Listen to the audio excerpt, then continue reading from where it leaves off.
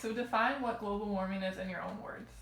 Global warming is basically when there's not enough greenhouse gases, so the earth starts getting really warm and there's not enough ice in Antarctica anymore, it starts melting away. Stuff like that. Good.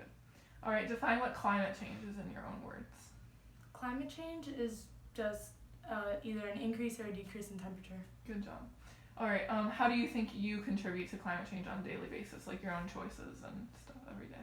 Probably by recycling, just like anything I have, any trash, like I'll try to throw it in the recycling bin if I can, stuff like that. Good. Do you know what sea ice is? Sea ice, is that just ice in Antarctica? Like basically, yeah. Frozen water. Yeah, sea ice is essentially frozen ocean water.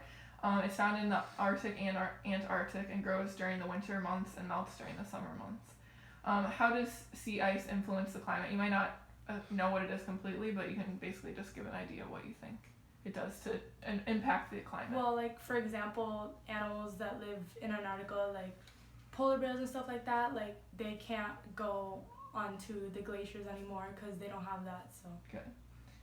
What happens if sea ice were to melt completely? Does that impact us, wildlife, the earth? It impacts everyone, like the wildlife, earth, us eventually. Good.